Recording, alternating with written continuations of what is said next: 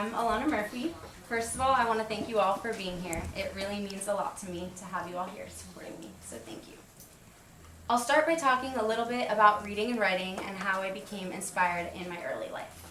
Books have always been important to me. I've always felt drawn to bookstores and book fairs, and I love how you can open a book and get transported into another world, in a sense. I think from a very young age, I knew that books were an important part of my life and a source of magic for me. As far as writing, from the time I was a kid, I've always kept journals, writing about my experiences and my thoughts and my feelings. Every now and then, I'll actually look back at old journals, and it's really cool to see what I was thinking and what was going on in my head at different points in my life. I started putting my writing out into the world in different ways. First of all, I studied communications at the University of Florida Journalism School, knowing I wanted to pursue writing in one way or another. And after college, I took up various marketing jobs, writing blog articles, press releases, and other short works for the companies I worked for. But ultimately, I knew that I wanted to write for myself. I started submitting articles of mine to sites like Thought Catalog and Elephant Journal, and I had some companies approach me to write articles or short stories for other sites as well. I even had some short stories and creative writing published in various books. I wrote and published a couple of short children's books and inspirational poetry books, but it wasn't until 2015 that I decided to write my first novel, Inala, Memoirs of a Mermaid. I was inspired to write that book from my love of travel and wanting to see the world, but it is definitely a spiritual book as well. A major theme of Inala touches on the question of what we are all doing here and figuring out our purposes here on Earth. It's funny because I didn't necessarily think I'd write more novels after that. I didn't have an immediate plan to start another book, and it took me over a year to even publish it, being that I moved to Australia shortly after. But eventually I felt called to write a second book, Witch Sisters. It was important to me to write a novel that I considered to be thought-provoking. I wanted Witch Sisters to be fun and playful, but I wanted it to be deep as well. While the book is filled with fantasy, spells, and adventure, it also really touches on this deeper wisdom regarding what it is that we're all a part of. As I was writing this book, I knew there were certain themes that I wanted to touch on. I wanted to touch on the idea of time, and that time isn't what it may seem. As the sisters travel through an alternate dimension called Another Here, time becomes skewed. The girls don't know what day it is, what time it is, or how long they have been traveling for. I think there are many versions of reality, and upon entering this other space, the girls start questioning what reality really means. I also play with the idea that even though the girls are in an alternate dimension called Another Here, really it's all here. They just happen to be tapped into something or somewhere they hadn't previously experienced. But that doesn't make it any less real, or more real for that matter. It's almost like being in a dream. While you're dreaming, you're not really aware of what you're experiencing. It's not until you finally wake up that you realize something was off. The same holds true for any version of reality we experience. I also wanted to touch on the theme of the four elements: earth, fire, water, and air. Each sister represents a different element, and on their journeys through Another Here, they enter realms of the four elements. There are qualities associated with each of these elements, and each sister is called upon to ignite specific powers in their elemental realms. As I wrote the book, I didn't know exactly what would happen or where the plot would lead, but I did know that there were certain ideas and truths I wanted to include throughout the novel. Magic is an important aspect of this novel. While the term magic can be thought of in different ways, to me, magic is merely a tool for transformation. I once read a quote that said, "Real magic is not about gaining power over others. It's about gaining power over yourself." And this type of magic is prevalent throughout Witch Sisters. I think a main component of magic is the use of words. I carefully crafted each spell in Witch Sisters to not only be clever, but to also be thought-provoking. I think through the use of words, we can really change the way others think and ultimately change the world. It is all of these ideas, thoughts, and words that continue to build upon one another that shape the world we all live in today. The beginning of Witch Sisters starts out playful, and I keep a playful tone throughout the novel. However, as the girls enter Another Here and enter the first realm of Earth, they are confused and lost as to where they are and what they are doing. I start out the novel a bit darker, in the underground of the Earth realm. Portraying both the dark and the light was important to me when writing this novel. I really wanted to convey the fact that while there will always be darkness, out of this darkness comes the light. Facing this darkness is an important part of the transformation process.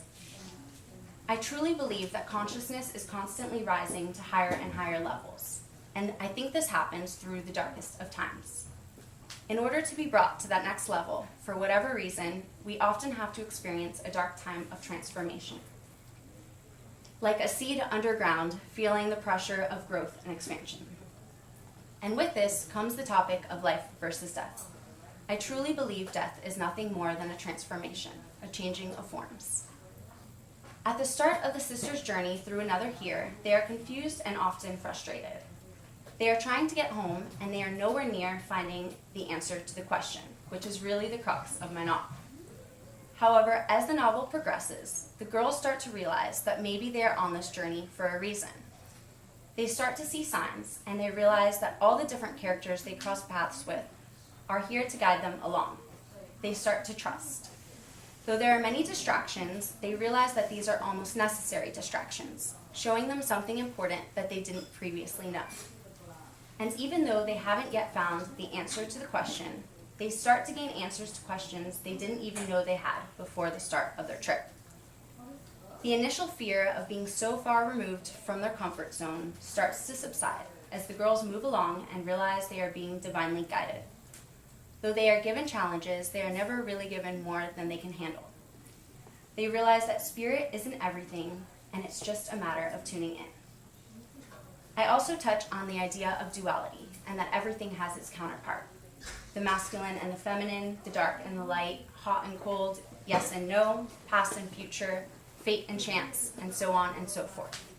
But all of these opposing forces are actually a part of the same one thing. I would actually like to read you a short excerpt from my book in which I delve into this idea. I'll start by reading a section from chapter 15 called Fate and Chance. Even though there was so much going on, everything flowed.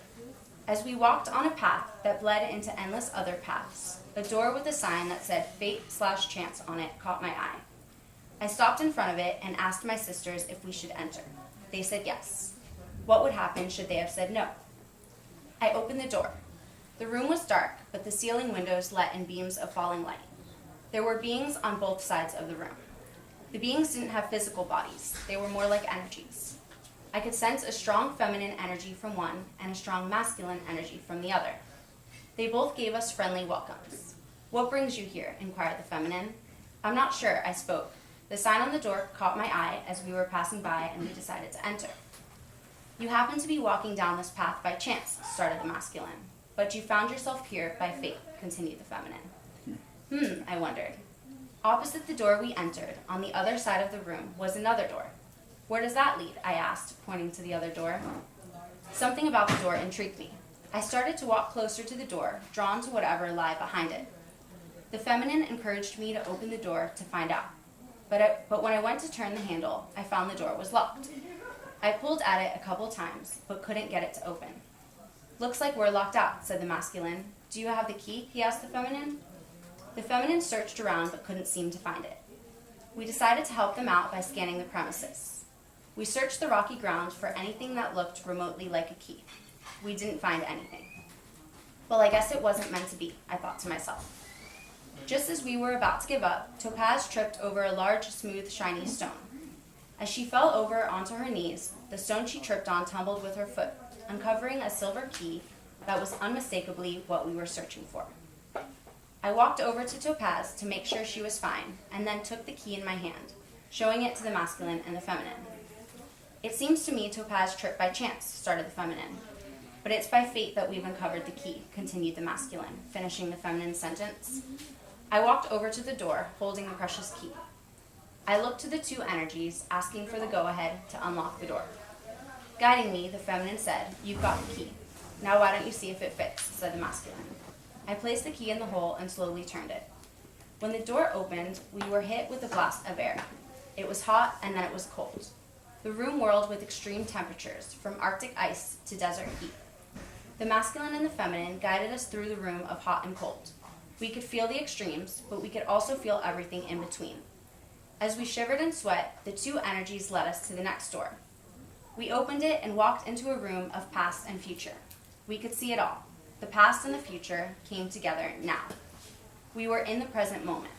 But as we walked on down to the next door, it seemed the present moment, though in and of itself was constant, was ever changing. The masculine and feminine opened the following door of constant and change. And so on and so forth, these two opposite energies led us down the path of duality, opening door after door.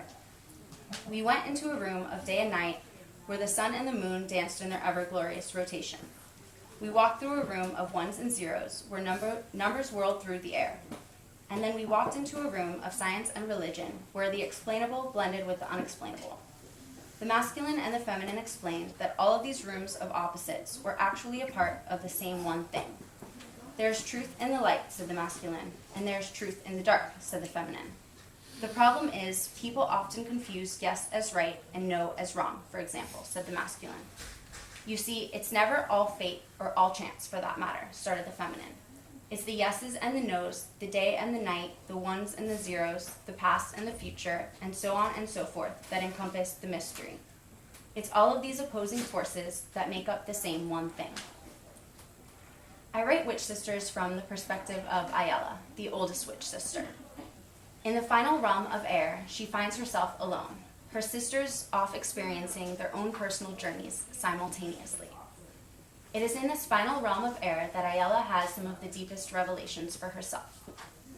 As she starts to realize that everything is one, she realizes that everything is connected, and what is good for oneself is good for the whole, and vice versa. She starts to understand the fact that each of us is a part of this bigger picture.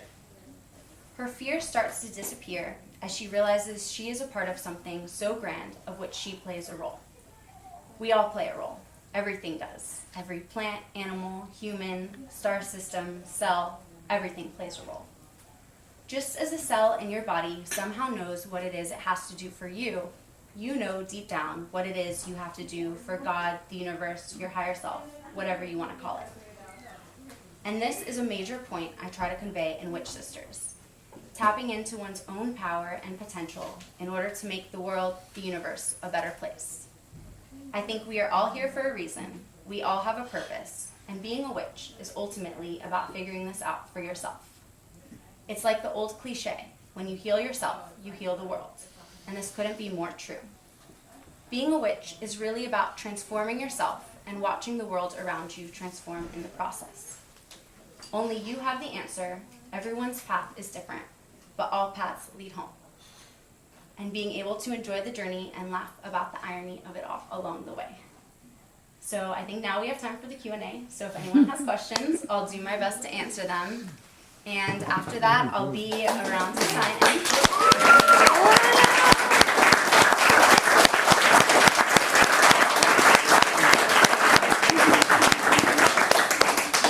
Thank you guys.